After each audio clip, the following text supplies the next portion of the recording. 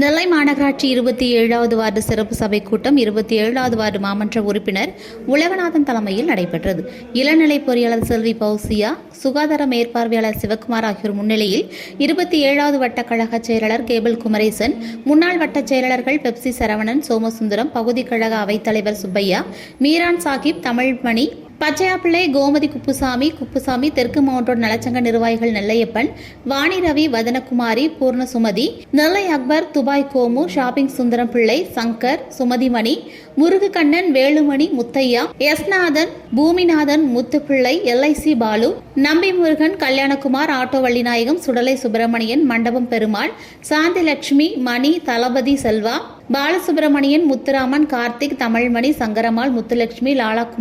பாலாகுமாரி, செல்வம், விஜய், முருகன், சப்பானி, கார்த்திக், ராஜா, குடிசை மாற்று வாரிய குடியிருப்பு நலச்சங்க நிர்வாகிகள், வேவசி செந்தில், ராமு, ஹோட்டல் கார்த்திக், சாலிவாடி முருகன் மற்றும் தெருவாழ் பொதுமக்கள் பெருவாரியாக கலந்து கொண்டனர். இந்த வார்டு சிறப்பு கூட்டத்தின் வாயிலாக 15க்கும் மேற்பட்ட தீர்மானங்கள் நிறைவேற்றப்பட்டன. இந்த கூட்டத்தில் கலந்து கொண்ட அனைவருக்கும் வட்டக்கழக பிரதிநிதி எஸ்நாதன் நன்றி கூறினார்.